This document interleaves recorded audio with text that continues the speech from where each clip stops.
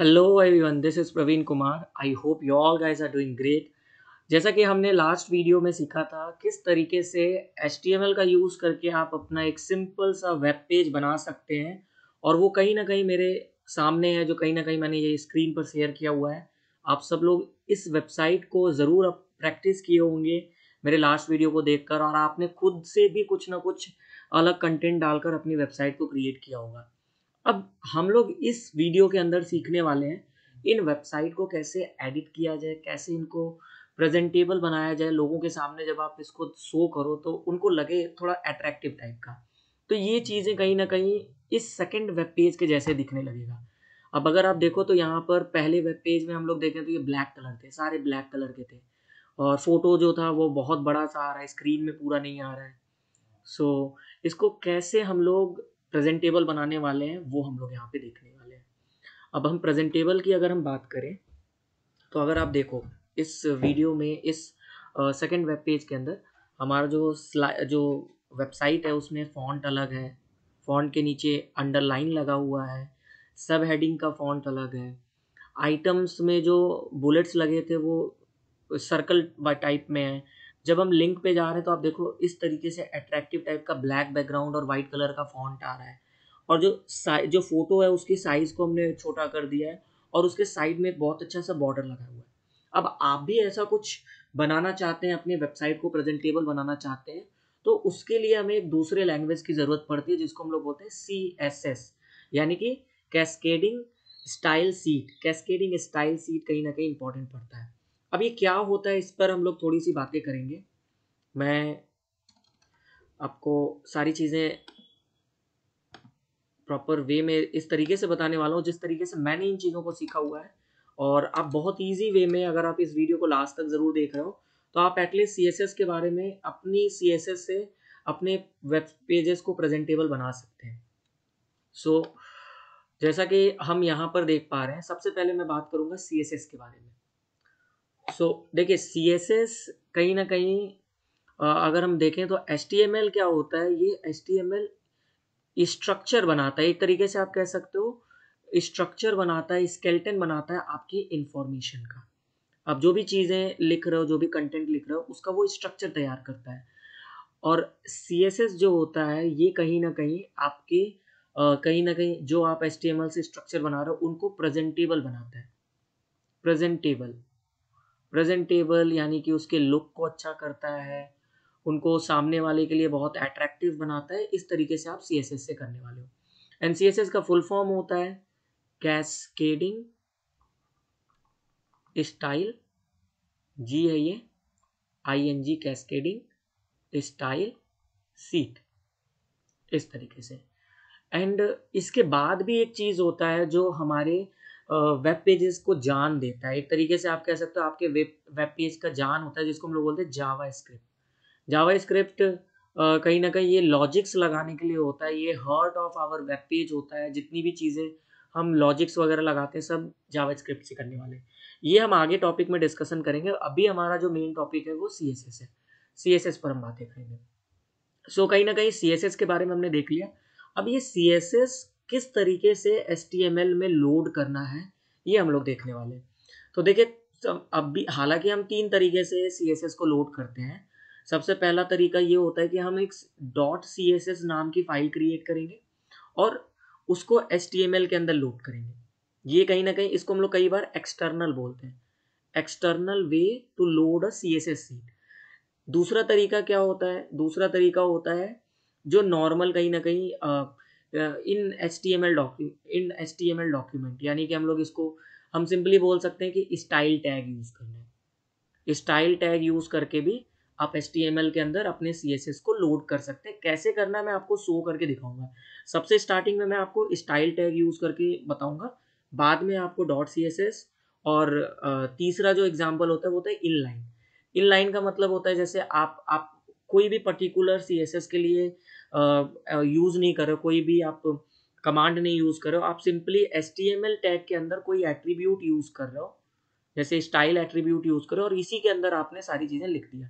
मतलब इसके लिए आपने कोई अलग से कोई एफर्ट नहीं लगाया। और इन लाइन का प्रेफरेंस बहुत ज़्यादा होता है।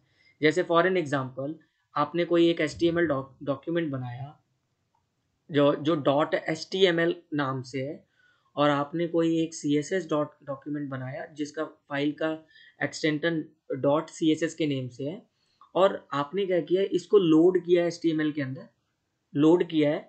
लोड कैसे करना है वो मैं बाद में बताऊंगा, अभी आप सिंपली समझो कि लोड आपने किया है, और इसी के अंदर आपने स्टाइल टैग यूज किया है, यानी कि सेकंड मेथड आपने यूज किया है CSS लगाने का, और इसी के अंदर आपने इनलाइन भी यूज किया हुआ, मतलब आपने एलिमेंट के अंदर ही स्टाइल टैग लगा दिया। जो आपका जो टैग है H1 या कोई भी टैग है उसके अंदर आपने स्टाइल यूज कर दिया। तो सबसे ज्यादा जो प्रेफरेंस दिया जाएगा वो इनलाइन को दिया जाता है, मतलब सबसे ज्यादा प्रेफरेंस इनलाइन को दिया जाता है, और सबसे लिस्ट प्रेफरेंस जो हमारे एक्सटर्नल सीट होते हैं उनको दिए जाते हैं। तो कई बार क्वेश्चंस आते हैं जब तीनों लगा दिए जाते हैं, इनलाइन और HTML जो स्टाइल टैग होता है और एक्सटर्नल होता है, उनमें प्रेफरेंस सबसे ज़्यादा इनलाइन को दिया जाता है। ये सारी चीज़ें मैं आगे आपको बताऊंगा, बट अभी मैं आपको इस तरीके से स्टाइल टैग यूज़ करके कैसे वेब पेज बनाना है उस पर हम बातें करेंगे। और इसको बनाने से पहले मैं आपको टैग बता देता हूँ। आपको जो टैग यूज़ करना है वो हेड के अंदर यूज़ करना है, हेड टैग के अंदर यूज़ करना है स्टाइल टैग, स्टाइल, और स्टाइल टैग को आपको क्लोज भी करना होगा, /स्टाइल, और फिर हेड को आपको क्लोज करना होगा इस तरीके से। तो स्टाइल के अंदर आप जो भी चीज़ें लिखोगे वो CSS का कमांड होगा, वो हमारे HTML के एलिमेंट के को प्रेजेंटेबल बनाने वाला है। अब ये हम करके देखेंगे। एंड एक चीज़ और मैं आपको बताऊंगा, जो भी चीज़ें हम यहाँ स्टाइल में लिख रहे हैं, अभी जैसे हम HTML5 के अंदर वर्क कर रहे हैं, तो HTML5 के अंदर हम लोग केवल सिंपली स्टाइल यूज़ कर सकते हैं। लेकिन जो पुराने वर्जन के जो हुआ करते थे पहले के समय के, मतलब जो ओल्डर वर्जन थे HTML के, उसमें हमें यूज़ करना होता था टाइप, एक एट्रीब्यूट होता है टाइप, वो यूज़ करना होता था। जैसे जो ओल्डर वर्जन होते थे, ओल्डर वर्जन के अंदर हम लोग यूज़ करते थे स्टाइल, और इसके बाद हम लोग टाइप नाम का एट्रीब्यूट यूज़ करते थे, और इसके अंदर इक्वल टू देने के बाद हम लोग यहाँ पे देते थे टेक्स्ट स्टाइल सीट। ये एक मेथड हुआ करता था पहले के HTML में जब हम अपना CSS लगा रहे हैं। लेकिन अब के समय में जो HTML5 है उसमें डायरेक्टली आप स्टाइल यूज करके कर सकते हैं। सो ये बेसिक बेसिक चीज़ें मैंने आपको बताया। अब मैं कुछ कमांड है वो आपको दिखाना चाहूँगा, जो जो बेसिक चीज़ें हैं जो आपको ज़रूरत पड़ने वाली है वेबसाइट के अंदर, वो मैं आपको सारी चीज़ें बताता हूँ। सो सबसे पहले हम लोग यूज़ करेंगे फॉन्ट फैमिली। ये देखो आप, फॉन्ट हाइफन, इसको हम लोग बोलते हैं hyphen hyphen family. Font family हम लोग बेसिकली यूज करते हैं अलग अलग फॉन्ट के लिए। आपको पता होगा, अगर आपने कभी MS वर्ड में काम किया होगा या वर्ड पैड में काम किया होगा, तो अलग अलग फॉन्ट होते हैं। जैसे एरियल फॉन्ट होता है, ये एक फॉन्ट का नेम होता है। वर्देना एक नाम होता है, सेरिफ होता है, सेंस सेरिफ होता है, मोनाको होता है, लूसिडा कॉन्सेला होता है, टाइम्स न्यू रोमन होते हैं। ऐसे बहुत सारे फॉन्ट होते हैं। अब बहुत सारे फॉन्ट का आप नाम याद नहीं कर सकते हो, तो आपको फॉन्ट अगर नहीं याद है तो आप MS वर्ड ओपन करना, और वहाँ पे फॉन्ट में जाके अलग अलग फॉन्ट के नाम देख सकते हो। तो फॉन्ट मैंने कुछ एग्जांपल्स यहाँ पे लिखे हुए। तो फॉन्ट फैमिली हम लोग यूज़ करते हैं, CSS का कोड है, जब हमें अलग अलग फॉन्ट यूज़ करना होता है। अब कई बार क्या होता है, हमारे जो भी फॉन्ट है जिनके नेम एक अक्षर से ज़्यादा है, जैसे आप देखो टाइम्स न्यू रोमन के अंदर 3 वर्ड है, 3 वर्ड लिखे गए, तो इन तीनों वर्ड को अगर आपको फॉन्ट फैमिली में लगाना है तो डबल कोटेशन के अंदर लिखते हैं। लेकिन अगर आप सिंगल वर्ड का कोई फॉन्ट यूज़ करो, जैसे वर्देना यूज़ कर रहे हो, तो वर्देना के अंदर आपको डबल कोटेशन लगाओ ना लगाओ कोई फर्क नहीं पड़ता है। ये कैसे करना है मैं प्रैक्टिकल करके दिखाऊंगा आपको। और बाई चांस कई बार क्या होता है कि अगर हमने एक फॉन्ट फैमिली दिया है, और आप सबको पता होगा कि ये फॉन्ट जो होता है कई बार इंस्टॉल नहीं होता है लैपटॉप के अंदर, आपके सिस्टम के अंदर नहीं होता है, तो वो फॉन्ट आपका रिफ्लेक्ट होके नहीं दिखाई देता है। तो हम लोग क्या कर सकते हैं, हम लोग 3 फॉन्ट साथ में दे सकते हैं कॉमा लगाकर। लेकिन अगर वो तीनों फॉन्ट अवेलेबल नहीं है सिस्टम के अंदर, तो एक by default fall back font होता है। फॉल बैक एक फॉन्ट का नाम है, वो ऑटोमेटिकली बाय डिफ़ॉल्ट आपके वेब पेज पे लग जाएगा। ये सबके अंदर इन्वॉल्व होता है। तो ये 2 बातें थी जो मैंने यहाँ पर आपको बताया कि अगर एक अक्षर से ज़्यादा फॉन्ट का नाम है तो आप डबल कोटेशन यूज़ करोगे, और अगर कोई भी फॉन्ट अवेलेबल नहीं है तो बाय डिफ़ॉल्ट फॉल बैक नाम का फॉन्ट अपने आप आपके वेबसाइट पे लग जाता है। सेकेंड चीज़ जो हम लोग बातें करेंगे फॉन्ट साइज के ऊपर। अब जैसा कि हम सबको पता है, हमें अपने अक्षरों के साइज को इंक्रीज करना हो सकता है, डिक्रीज करना हो सकता है। उसके लिए हम लोग फॉन्ट साइज कोड यूज करते हैं CSS के अंदर, बीच में हाइफन लगा होता है। अब ये चीज़ें हम लोग पिक्सल के फॉर्म, परसेंटेज के फॉर्म में भी दे सकते हैं, और हम लोग EM एक मुझे नहीं पता इसके बारे में अच्छे से, बट EM भी आप यूज़ कर सकते हो। मैं बेसिकली पिक्सल यूज़ करता हूँ, और आप चाहो तो नेम्स भी यूज़ कर सकते हो, जैसे स्मॉल हो गया, मीडियम हो गए, लार्ज हो गए, लार्जर हो गए, एक्स लार्ज हो गए, XXX लार्ज हो गए। तो ऐसे आप नेम्स भी यूज़ कर सकते हैं फॉन्ट की साइज़ को इंक्रीज करने के लिए। इसके बाद आते हैं हम लोग फॉन्ट स्टाइल पर। अब जैसा कि हम सबको पता है कि ऑब्लिक एक तरीके का स्टाइल होता है, जो बिल्कुल मतलब डार्क, बिल्कुल डार्क हो जाता है, जो भी चीज़ें आप लिख रहे हो बिल्कुल डार्क में होता है। इटैलिक जो होता है वो अक्षरों को थोड़ा सा टेढ़ा कर देता है, टिल टाइप का कर देता है। तो इटैलिक एक तरीके का स्टाइल हो गया। नॉर्मल, अगर आप कुछ भी नहीं करना चाहते तो नॉर्मल लिखना पड़ेगा। तो उस स्टाइल को चेंज करने के लिए हम लोग फॉन्ट स्टाइल यूज़ करते हैं। फॉन्ट हाइफन स्टाइल, ध्यान देना है, स्पेसेस नहीं होते हैं। फॉन्ट के विड्थ, यानी कि फॉन्ट के, अगर आपको विड्थ को बढ़ाना है, थिकनेस को बढ़ाना है, तो फॉन्ट विड्थ लिखते हैं आप। इससे आप, इसमें आप नॉर्मल यूज़ कर सकते हो, लाइट यूज़ कर सकते हो, बोल्ड यूज़ कर सकते हो, या बोल्डर यूज़ कर सकते हो, या फिर आप कोई न्यूमेरिक वैल्यू 100 से लेकर 900 यूज़ कर सकते हो। और हर एक नंबर 100 से डिविजिबल होना चाहिए। जैसे आपने मान लो फॉन्ट विड्थ, और हमेशा हम लोग यहाँ पे कोलन लगाते हैं, आपने 200 लिख दिया तो वो 200 होगा। आप कभी भी 250 नहीं लिख सकते, ये रॉन्ग है, ये सही है। तो आपको 100 से डिविजिबल रहना चाहिए। आप 300 लिख सकते हो, बट 310 नहीं लिख सकते, ये गलत है। तो ये चीज़ें ध्यान देनी, और 100 से लेकर 900 तक यूज़ करते हैं। इसके बाद हम लोग लाइन हाइट पर बात करेंगे।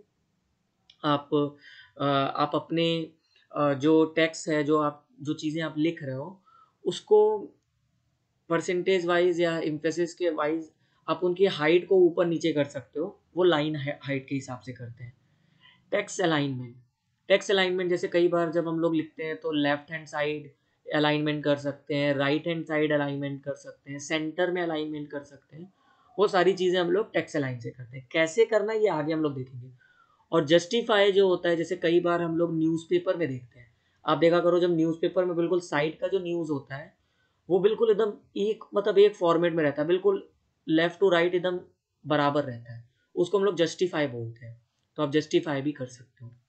लेटर स्पेसिंग, जैसा कि आपके जो अक्षर है, जो वर्ड है, उन वर्ड बहुत सारे अक्षरों से बने होते हैं, उनके बीच में स्पेसेस लगा सकते हैं। टेक्स्ट में शैडो लगा सकते हैं। कलर, ये COLOR हम लोग यूज करते हैं। आपको ध्यान देना है, आपको ये COLOUR इंडियन लैंग्वेज यूज नहीं करना है, कलर यूज करते हैं COLOR। कलर क्या करता है, बेसिकली टेक्स्ट जो हम चीजें लिख रहे हैं उनके कलर को चेंज कर सकते हैं।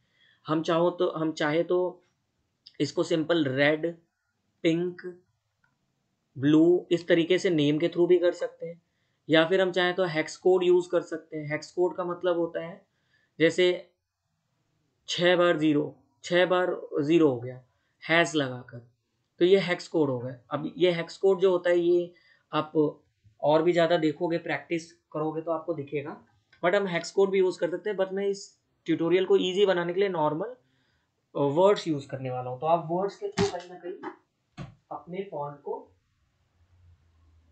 फॉन्ट को कहीं ना कहीं कलर वाइज चेंज कर पाएंगे। टेक्स्ट डेकोरेशन के बारे में हम बात करते हैं। अब जैसे आपको कभी कोई अंडरलाइन लगाना हो गया, या कोई आपको ओवरलाइन लगाना हो गया, जैसे एक एग्जांपल आपको दिखाऊंगा। जैसे मान लो ये प्रवीण लिखा हुआ है, अब प्रवीण के नीचे अंडरलाइन, अंडरलाइन क्या होता है, जो नीचे लाइन होती है। ओवरलाइन जो होता है, जो ऊपर होता है। लाइन थ्रू टेक्स्ट, ये लाइन थ्रू टेक्स्ट होता है, जो बिल्कुल अक्षरों के बीच में हो। अंडरलाइन वेवी ऑरेंज, इसका मतलब होता है, जैसे अगर मैं इसको करके दिखाऊं, अंडरलाइन, जैसे ये मेरा वर्ड लिखा हुआ है प्रवीण, वेवी मीन्स होता है जैसे इसके नीचे ऐसे ऐसे, ये होता है अंडरलाइन वेवी ऑरेंज।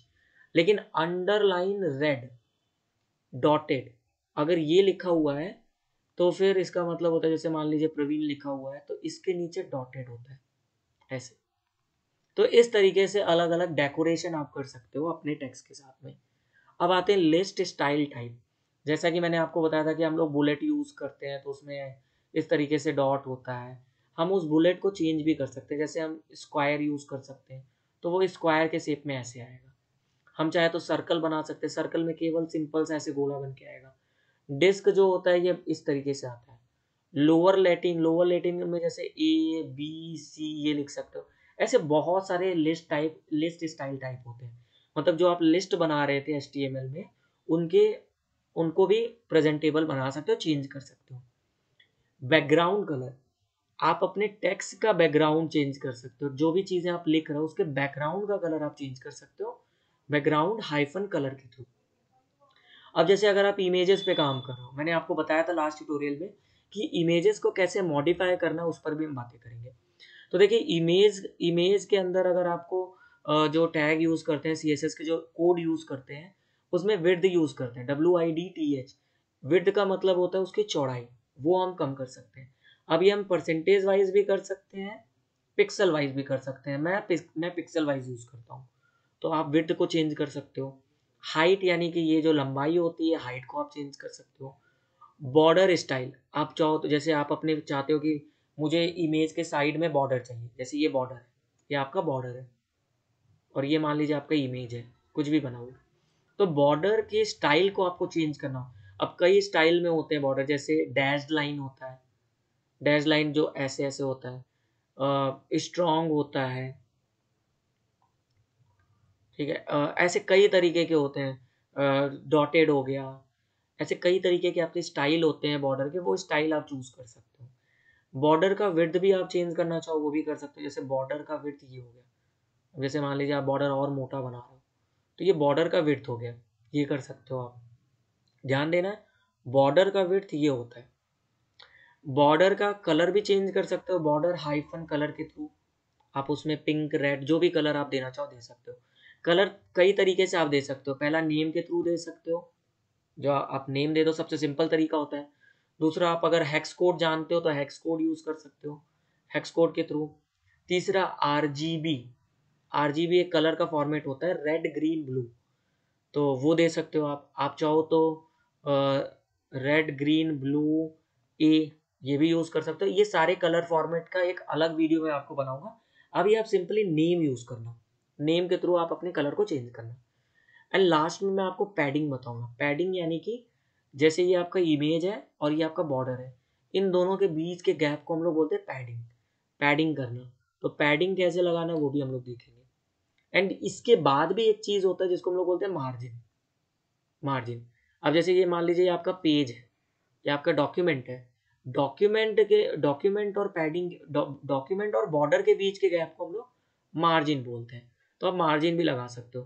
तो मार्जिन सबसे आउटर होता है, पैडिंग इमेज और बॉर्डर के बीच का होता है, एंड जो बॉर्डर होता है वो बिल्कुल अटैच रहता है आपके इमेज से। तो ये कुछ चीज़ें थी, कुछ इमेज के बारे में मैंने आपको कुछ बातें बताई हैं। अब मैं आपको प्रैक्टिकली चीज़ें करके दिखाने वाला हूँ किस तरीके से आप अपने वेबसाइट को चेंज करने वाले हो। सो हमें इस तरीके की वेबसाइट को क्रिएट करनी है जो ऑलरेडी हमारे पास बना हुआ है। अब जैसा कि मैंने लास्ट वीडियो में बताया था कि ये हमारा वेब पेज है। इस चीज़ को अगर मान लीजिए इसका हमें सोर्स कोड देखना है तो ब्राउजर पे राइट क्लिक करना है, व्यू पेज सोर्स पे आप क्लिक करोगे तो आपके पास पूरा का पूरा स्क्रिप्ट लिखा हुआ आ जाता है। एंड स्क्रॉल करने पर ये साइज भी बड़ा हो जाएगा एंड स्क्रॉल डाउन करने पे कम हो जाता है। अब मैं क्या कर रहा हूँ, मैं सिंपली इसको कॉपी कर रहा हूँ एंड नोटपैड के अंदर पेस्ट करूंगा, बिकॉज मैं एक नया फाइल बिल्कुल स्टार्टिंग से क्रिएट कर रहा हूँ। यहाँ से ये मैंने नोटपैड प्लस प्लस में एक फाइल ऐड किया, Ctrl+V, एंड इसको मैं सेव कर देता हूँ सेम HTML फोल्डर के अंदर। और इसका मैं लिख देता हूँ for an example second, sorry second name से ऑलरेडी बना है, सो CSS ट्यूटोरियल वेब पेज। आप कुछ भी दे दो। और जब भी आप वेब पेज बनाओगे वो नॉर्मली HTML एक्सटेंशन में आप बनाओगे। इस तरीके से हमारा वेब पेज बन गया। अब मैं जा रहा हूँ उसी लोकेशन पर और उस फाइल को ओपन कर लेता हूँ। राइट क्लिक करके ओपन विथ गूगल क्रोम के अंदर। सो कोई भी चेंजेस नहीं है, जैसा हमने पहले बनाया था बिल्कुल वैसे का वैसा ही दिख रहा है ये। कुछ चीज़ें हैं जो मैं मॉडिफाई करूंगा, जैसे यहाँ पे आप देखो तो ये गैप बहुत कम है।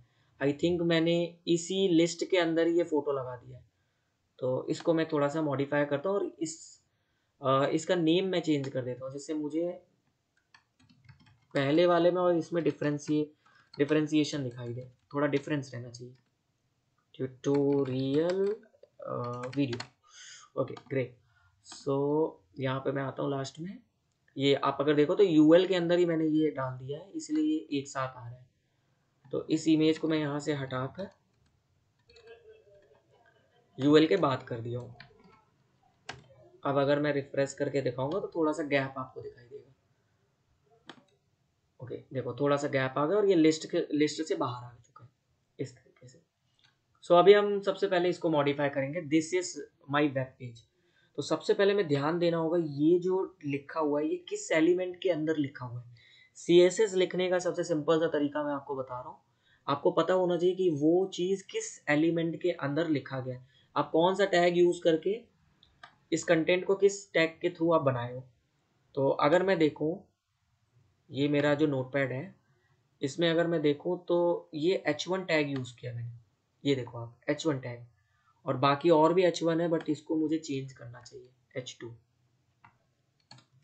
ये मैं इसलिए कर रहा हूँ क्योंकि अगर मैंने इसको CSS कोड लगाया तो बाकी सब कुछ सेम कलर के हो जाएंगे, बट मैं केवल पहले वाले अक्षर को एक कलर देना चाहता हूँ, बाकी लोगों को दूसरा कलर दूंगा। तो ये मैं सब हेडिंग बना रहा हूँ इनको H2 करके।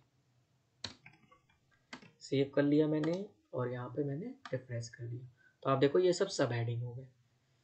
नाउ अब हम CSS लगाने वाले हैं। सो CSS लगाने के लिए आपको टाइटल के अंदर नीचे यहाँ पे स्टाइल टैग लगाना है, स्टाइल टैग। और जैसा कि हम HTML5 में वर्क कर रहे हैं तो हमें कोई भी एट्रीब्यूट लगाने की ज़रूरत नहीं है, सिंपली HTML5 में स्टाइल टैग के अंदर ये चीज़ें हो जाएंगी। नाउ अब अगर हमें H1 को मॉडिफाई करना है, अगर आप देखो तो ये H1 है, इसको मॉडिफाई करना है हमें, तो हमें एलिमेंट का नेम लिखना है। अब ये H1 है तो H1 हम लिख रहे हैं, एंड इसके बाद करली ब्रैकेट बनाना है। करली ब्रैकेट हमने ओपन किया, करली ब्रैकेट को हमने क्लोज किया, एंड इसके अंदर मैं स्पेसेस दे के इसलिए बना रहा हूँ, आप चाहो तो एक लाइन में भी लिख सकते हो, बट मैं जब आप ये चीज़ें लिखो कोई सामने वाला पढ़ रहा हो इस कोड को तो वो समझ पाए, तो इसलिए मैंने एक नेक्स्ट लाइन में लिखा है, जैसे कि कोई दूसरा पर्सन पढ़े तो समझ में आए।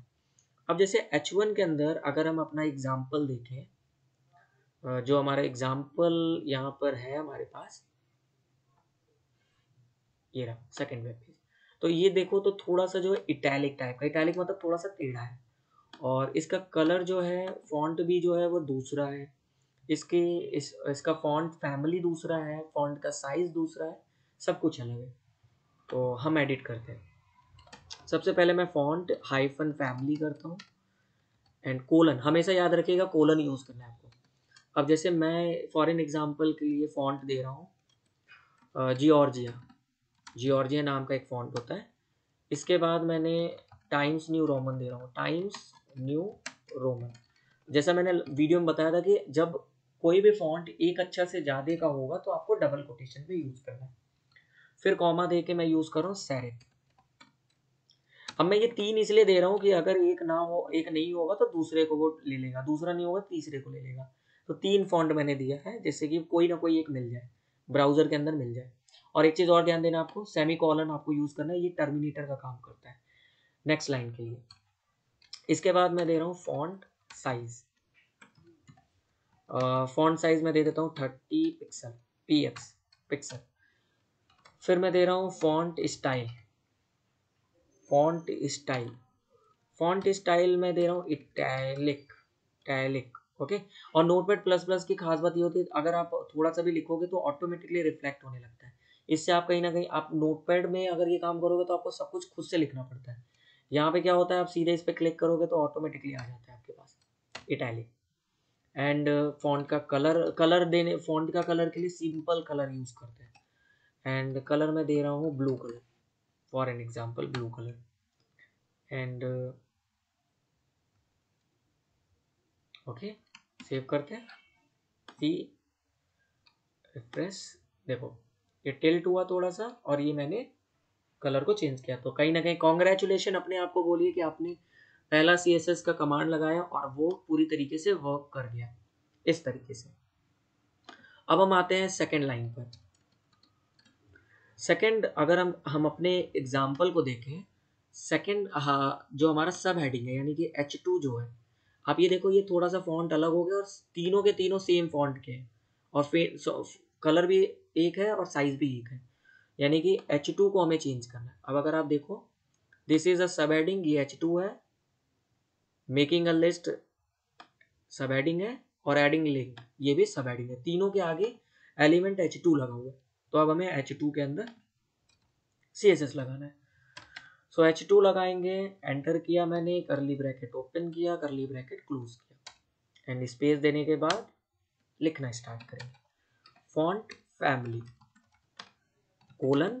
अब यहाँ पर फॉन्ट फैमिली जो है वो आई थिंक सेरिफ लगा देता हूँ मैं, and comma Lucida sorry Consola and sans serif. मैंने एक एग्जांपल के लिए यूज़ किया, आप कोई भी यूज़ कर सकते हो। एंड फॉन्ट का जो साइज है वो मैं रख देता हूँ 16 पिक्सल ये। एंड फॉन्ट का जो कलर है वो मैं रख देता हूँ, for an example red colour रख देता हूँ इस तरीके से।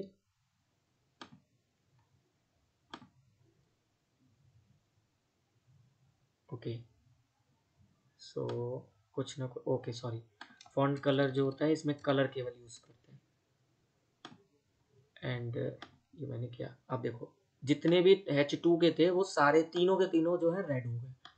और मैं थोड़ा साइज को बड़ा करता हूँ, इसको मैं 20 कर देता हूँ। सो आई होप आपको समझ में आ रहा होगा किस तरीके से आपको वो एलिमेंट यूज करना है और उसके अंदर CSS के टैग लगाने हैं। अब हम एग्जांपल दोबारा देखते हैं।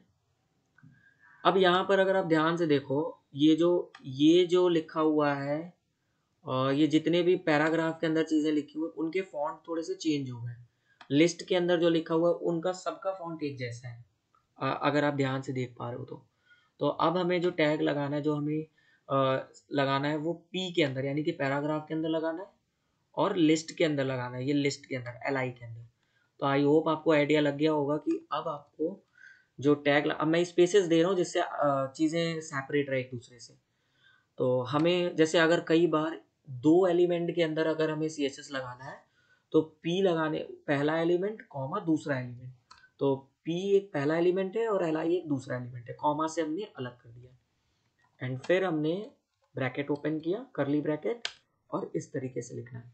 अब इसमें हमें सिंपली फॉन्ट फैमिली को लगाना है, font family, and font family में एरियल लगा देता हूँ सिंपल सा, एंड सॉरी इसको मैं वर्देना कर देता हूँ,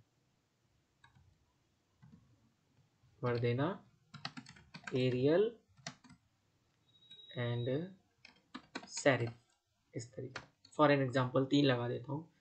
एंड फॉन्ट साइज को मैं थोड़ा सा इंक्रीज करता हूँ, 60 पिक्सल। ग्रेट। नाउ अब अगर आप देखो तो इनकी फॉन्ट थोड़ी सी इंक्रीज हो गई और इस तरीके से हो गया। अब अगर हम एग्जाम्पल देखें तो यहाँ पर अगर आप ध्यान से देखो तो ये स्ट्रक्चर, ये जो चीज़ है ये वापस से नॉर्मल हो गया है और इसके नीचे अंडरलाइन है। तो सबसे पहले हमें ये पहचानना होगा कि ये जो कारनामे किए गए हैं ये किस एलिमेंट का यूज़ करके किया गया है। तो आपको एलिमेंट पहचानना होगा तब आप ये CSS लगा पाओगे। तो जो एलिमेंट हमने यूज़ किया था वो EM यूज़ किया था, आप देखो ध्यान से। एंड इसको मैं यहाँ कर देता हूँ डॉट ये। तो अब हमें जो CSS लगाना होगा वो EM के अंदर लगाना होगा। सो EM के अंदर हम लगाते हैं EM ब्रैकेट इस तरीके से। हमें करना क्या है, हमें सिंपली अंडरलाइन हमें जो स्टाइल है उसको नॉर्मल करना है, यानी कि फॉन्ट स्टाइल जो है कोलन लगा के उसको नॉर्मल कर देना है। एंड टेक्स्ट डेकोरेशन यानी कि इसके नीचे मुझे अंडरलाइन लगाना है, तो टेक्स्ट डेकोरेशन यूज करना है। अब देखो मैं टैब यूज करूंगा तो ऑटोमेटिकली सब लिख जाएगा। और फिर इसके बाद मैं टैब का क्या बता रहा था, जैसे मैंने यहाँ पे टेक्स्ट लिखा तो ऑटोमेटिकली यहाँ पे डेकोरेशन आ रहा है, तो मैं क्लिक करूंगा और टैब प्रेस करूंगा तो ये ऑटोमेटिकली यहाँ पर आ जाएगा। मुझे अंडरलाइन यूज करना है तो मैं अंडरलाइन यूज करूंगा। अभी मैं एग्जाम्पल के लिए अंडरलाइन यूज कर रहा हूँ।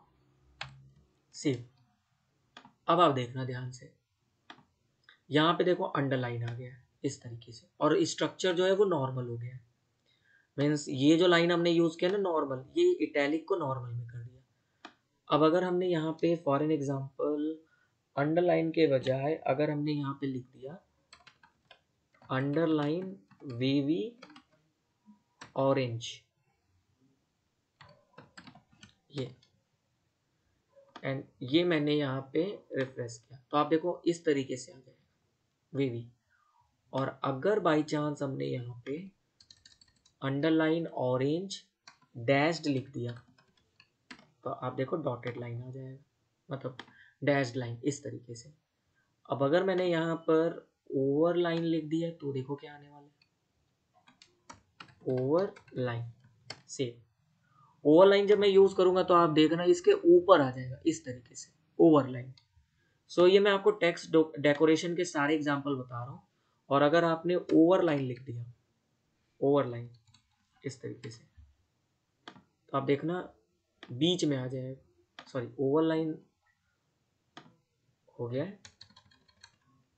एक और हमारे पास एग्जांपल था, let me see what it is, वो था लाइन थ्रू टेक्स्ट। अब जब आप ये यूज करोगे line, sorry line through text,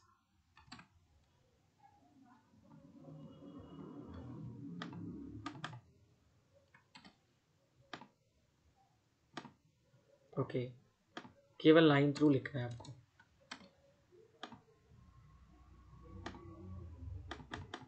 या इस तरीके से देखो आप एडिट कर सकते हो। सो आई होप आपको टेक्स्ट डेकोरेशन में दोबारा कभी दिक्कत नहीं आने वाली है। अब हम बात करेंगे तीसरी चीज पर, मतलब तीसरी नहीं बोल सकते, मुझे नहीं पता कौन सा नंबर है, मेक अ लिस्ट, इस पर हम बात करेंगे। तो ये रेड कलर का है और थोड़ा सा बोल्ड है, तो हमें सबसे पहले देखना होगा ये मेक अ लिस्ट जो है ये कहाँ पर है आपका, मतलब किस एलिमेंट के द्वारा बनाया गया है। तो हम अपने HTML कोड को देखेंगे तो मेक अ लिस्ट में स्ट्रॉन्ग यूज किया गया है, यानी कि स्ट्रॉन्ग को आपको मॉडिफाई करना है। सो इसमें सिंपली कलर यूज करना है आपको, strong curly bracket open curly bracket close and ये किया। अब यहाँ पे सिंपली आपको फॉन्ट कलर यूज करना है तो सिंपल कलर यूज करोगे आप। एंड मैं रेड नहीं दे रहा हूँ, मैं पर्पल दे देता हूँ, पर्पल। Okay great. अब मैंने इसको सेव किया तो आप देखो ये पर्पल कलर हो गया इस तरीके से। अब हमें लिस्ट जो है ना, इस लिस्ट को मॉडिफाई करना है। लिस्ट का जो बुलेट आ रहा है मैं चाहता हूँ कि नहीं उसको मुझे सर्कल करना है, स्क्वायर करना है, तो कैसे करना है। सो हमें पता है जैसे कि लिस्ट के लिए हमने जो टैग यूज किया था, एलिमेंट यूज किया था, वो li यूज किया था। तो हमें li कमांड पर आना है, li curly bracket close open and curly bracket close. यहाँ पे हमें यूज करना है line style, sorry list style type, इस तरीके से। तो लिस्ट स्टाइल टाइप को जब आप यूज कर रहे हो यहाँ पे जैसे मुझे स्क्वायर लेना है, स्क्वायर मैंने स्क्वायर मतलब चौकोर बोलते हैं हिंदी के अंदर, यानी कि 4 साइडेड। तो आप देखो ये 4 साइडेड हो गया, स्क्वायर हो गया। ध्यान से देखोगे तब आपको समझ में आएगा। ये देखो ये 4 साइडेड हो गए। अगर मैं इसको यहाँ पर सर्कल कर देता हूँ, इसको मैंने रिफ्रेश किया तो ये देखो ये सर्कुलर शेप में हो गया। अगर मैंने यहाँ पे इसको डिस्क लिख दिया तो आप देखो ये पहले जैसा हो गया डिस्क, डार्क एंड अगर मैंने यहाँ पे for an example lower Latin लिख दिया एंड सेव कर दिया, सो ABCD इस तरीके से आएगा। तो आपकी मर्जी है, आप जो भी यूज करना चाहो, ऐसे बहुत सारे लिस्ट स्टाइल टाइप होते हैं, आप यूज कर सकते हो। अब हम लोग नेक्स्ट चीज पर आते हैं। अब हम लोग सबसे इंपॉर्टेंट चीज पे बात करेंगे, बहुत इंटरेस्टिंग चीज है। जैसे जब मैं यहाँ पे एलिमेंट पे आ रहा हूँ तो इसका बैकग्राउंड इसका चेंज हो रहा है। एंड अगर आप ध्यान से देखो, जब मैंने कुछ भी नहीं किया है तो इस टेक्स्ट का कलर जो है वो ग्रीन कलर है, ध्यान से देखिए ग्रीन है। लेकिन जब अपना माउस का कर्सर लेके जा रहा हूँ तो इसका बैकग्राउंड जो है ब्लैक कलर हो जा रहा है, और इसका जो फॉन्ट है यानी जो अक्षर है वो वाइट कलर में, इसमें भी वही चीज़ है। बट जब मैं नॉर्मल HTML पेज से बनाया था तो वो ब्लू कलर का हो जाता था और नीचे अंडरलाइन रहता था। तो हमें इस पर काम करना है, करते हैं। तो सबसे पहले हमें ध्यान देना है, ये लिंक कैसे लगाया था हमने। हमने लिंक लगाया था ए टैग यूज करके, यानी कि एंकर टैग यूज करके। तो हमें जो मॉडिफिकेशन करना होगा वो ए टैग के अंदर करना है। तो ए मैंने यूज किया यहाँ पर, और करली ब्रैकेट ओपन करली ब्रैकेट क्लोज। नाउ अब आप मुझे करना क्या है, जब देखो आप ध्यान से समझो, इसमें 2 बार टैग लगेगा। जब आप माउस को नहीं भी ले जा रहे, मतलब नॉर्मल अगर लिंक डाला हुआ है, तो उसका कलर जो था वो, अगर आप ध्यान से देखो सेकंड वेब पेज पर, उसका कलर जो था वो ग्रीन कलर था। तो मुझे क्या करना है, जब कुछ भी ना हो तो फॉन्ट का कलर जो हो ग्रीन हो, नॉर्मल ग्रीन। मैं इसको रिफ्रेश कर सेव करके रिफ्रेश करके भी दिखा देता हूँ, ग्रीन। आप देखो ग्रीन कलर हो गया। बट यहाँ पे अब देखो तो इसके नीचे अंडरलाइन भी लगा हुआ है, बट हमें अंडरलाइन नहीं चाहिए। तो इसके लिए हमें क्या करना है, इसके लिए हमें लिखना है टेक्स्ट डेकोरेशन। मैंने टैब प्रेस किया, कोलन यूज किया। अब मैं यहाँ पे यूज कर देता हूँ नन। नन नन का मतलब होता है अंडरलाइन वंडरलाइन जो लगा होगा वो हटा देगा। सो अब देखो आप अंडरलाइन जो है हट गया। लेकिन अभी भी हम जब माउस लेकर जा रहे हैं तो लिंक तो वर्क कर रहा है, बट यहाँ पे बैकग्राउंड नहीं आ रहा है। तो जब हम कभी भी माउस को किसी के ऊपर लेके जाते हैं, टेक्स्ट के ऊपर लेके जाते हैं, तो उसको हम लोग बोलते हैं होवर, HOVER। तो होवर कैसे यूज करना है वो हम देखते हैं। और हम लोग जो भी चीजें लगा रहे हैं वो ए के अंदर ही लगा, मतलब ए एलिमेंट के अंदर ही यूज कर रहे हैं। सो यहाँ पर इनको हम लोग बोलते हैं सूडो एलिमेंट, सूडो कोडिंग बोलते हैं, सूडो एलिमेंट भी बोलते हैं बहुत सारे लोग। तो सूडो लगाने के लिए ए यानी कि एलिमेंट का नेम, आपका एलिमेंट का नेम कोई भी हो सकता है, आपका H1 भी हो सकता है, P भी हो सकता है, बट हम ए के अंदर कर रहे हैं तो ए लगाया मैंने।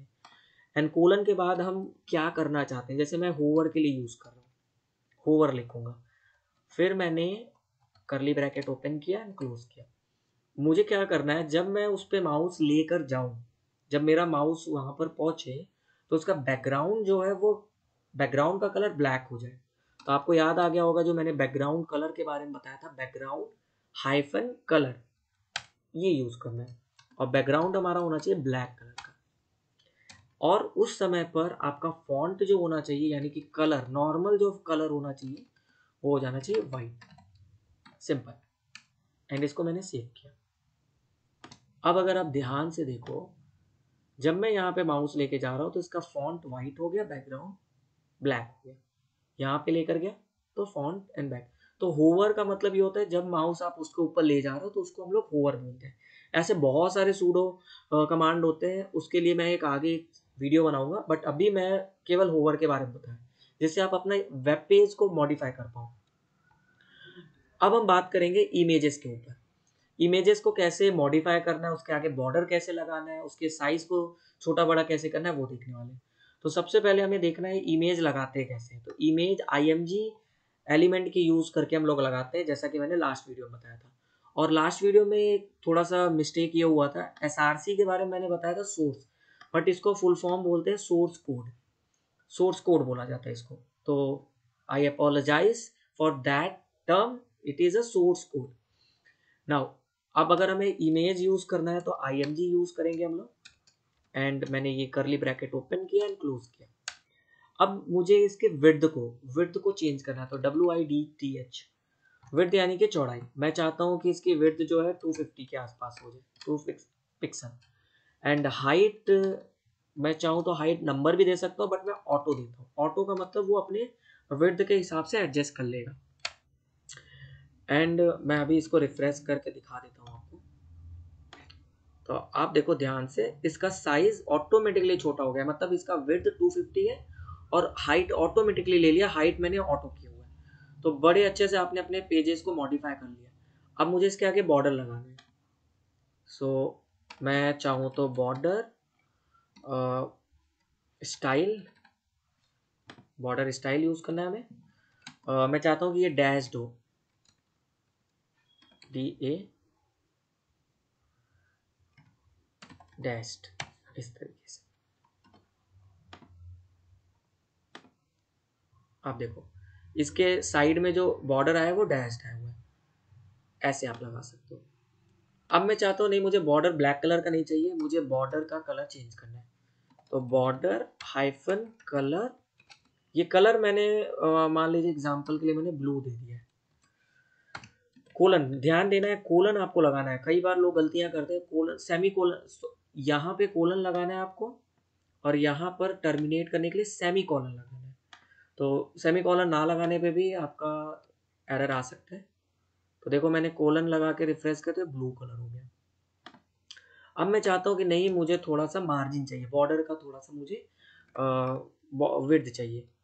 तो बॉर्डर WIDTH विड्थ, कोलन दिया मैंने, इसको 2 पिक्सल दे दिया इस तरीके से।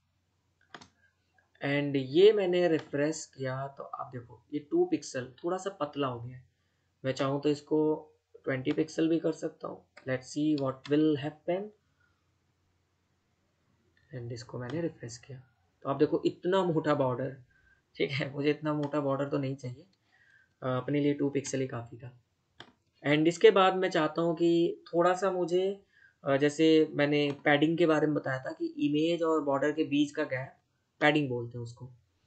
सो मैंने पैडिंग लगा दिया, मैंने पैडिंग, एंड मैं लगा देता हूँ पैडिंग 10 पिक्सल का इस तरीके से। एंड इसको मैंने रिफ्रेश किया तो आप देखो इन दोनों के बीच के गैप को हम लोग पैडिंग बोलते हैं। सो इस तरीके से हमने कहीं ना कहीं अपने वेबसाइट को प्रिपेयर किया, मॉडिफाई किया। एंड आई होप आपको चीज़ें समझ में आई होंगी, कैसे ये चीज़ें मॉडिफाई की गई हैं, किस तरीके से हमने टेक्स्ट को मॉडिफाई किया।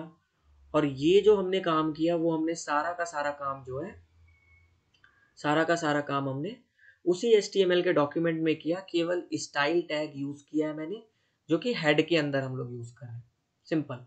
तो हेड के अंदर यूज़ करके हमने ये काम किया हुआ है। सो आई होप आपको ये वीडियो पसंद आया होगा, और अगर पसंद आया हो तो लाइक करिए, सब्सक्राइब करिए चैनल को, और शेयर करिए ज़्यादा से ज़्यादा लोगों को। Thank you all of you.